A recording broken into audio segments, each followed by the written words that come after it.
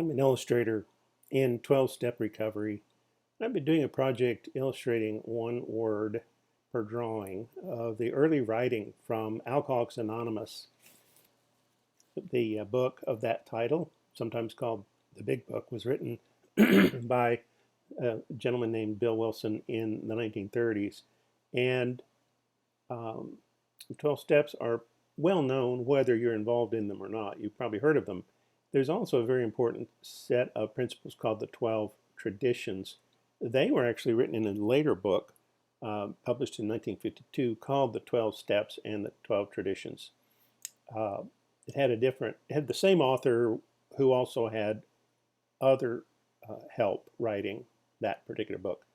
But I decided chances are the 1930s Webster's dictionary I had been using to help understand the words in the original book of Alcoholics Anonymous was probably my best reference for what those words meant in the slightly later book called The 12 Steps and 12 Traditions. Now, Tradition 8 said Alcoholics Anonymous should remain forever non-professional, but our service centers may employ special workers. The definition of non-professional, which I was surprised to find, is in the dictionary, 1934. It's an adjective meaning not of or pertaining to a profession, especially a learned or skilled profession.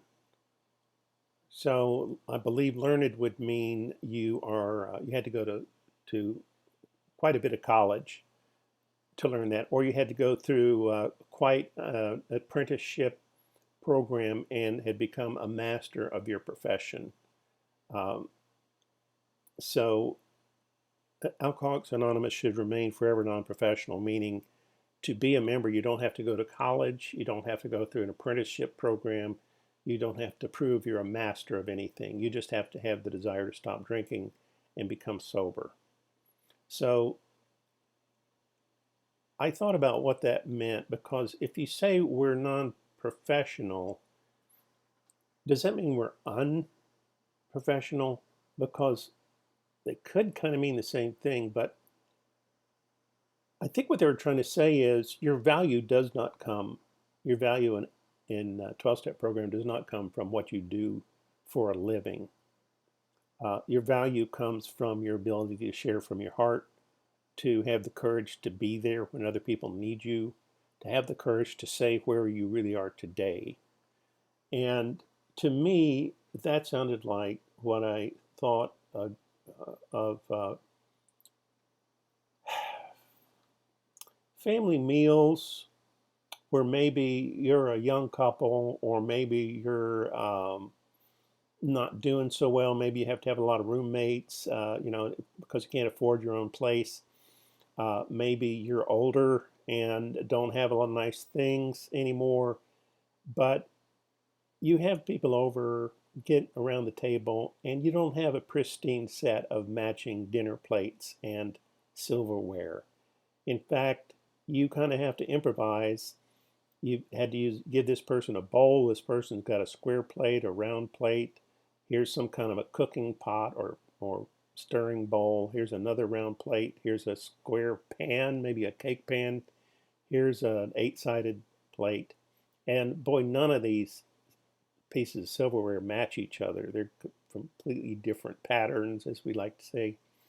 And even the drinking cups, these two match. This one's broken. This is a juice glass, and I don't know what in the heck this is, and this is a wine glass. So nothing matches, but it all works. Do you see my point? You will have a meal sitting at this table. You will get the turkey, you'll get the mashed potatoes and gravy and anything else they bring to the table, because you have the tools that you need to feast. They may not match. They may not be, whatever, Wedgworth china or Tiffany glass, but you are enough. Come to the meeting. You will be treated as an equal. And I've found that to be true. So that tradition says the the group should forever remain non-professional, and that's been true for me. Thanks so much for listening. You can always find more at 12drawings.com.